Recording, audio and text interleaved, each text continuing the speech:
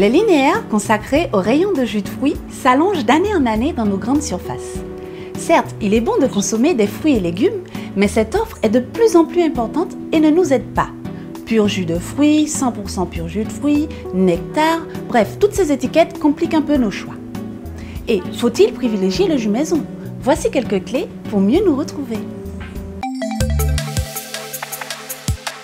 Quelle différence entre les purs jus, les jus à base de jus concentré, dits ABC, et les nectars? Bien qu'un peu plus chers, les jus dits ABC, les jus pur jus de fruits ou 100% pur jus, sont a priori les jus les plus naturels, puisqu'ils sont obtenus par simple pression des fruits sans aucun ajout. Les jus ABC à base de concentré, eux, sont élaborés à partir de jus congelés dont on a éliminé la majeure partie de l'eau afin de réduire les frais de transport. Une fois à destination, le jus est reconstitué en ajoutant l'eau en quantité équivalente à celle extraite. Il reste enfin les nectars. Eux sont un mélange de jus et de purée de fruits entre 25 et 50% d'eau ajoutée et éventuellement du sucre. Ces produits concernent surtout les fruits très pulpeux, comme la mangue, l'abricot ou la banane, qui ne contiennent pas suffisamment d'eau pour être consommables sous forme de pur jus. Certains fruits, très acides, notamment les fruits rouges, doivent être aussi édulcorés.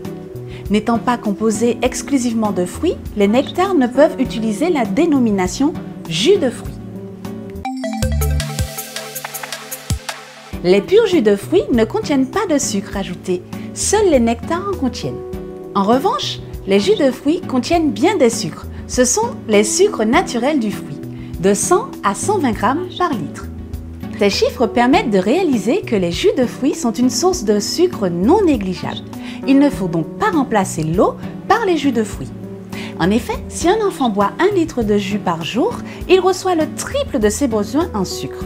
Le jus de fruits est donc excellent pour la santé, à condition de ne pas en boire trop. Quelques exemples de jus, de plus riches au moins riches en sucre.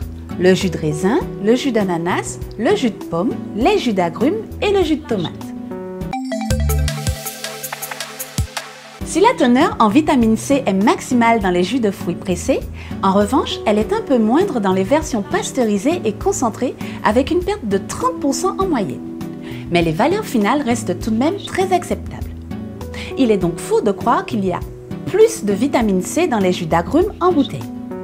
En revanche, les jus de certains fruits contiennent très peu de vitamine C, car ceux-ci en sont naturellement pauvres. C'est le cas du jus de pomme et du jus de raisin. La palme revenant au jus d'orange avec en moyenne 30 à 50 mg de vitamine C pour 100 ml.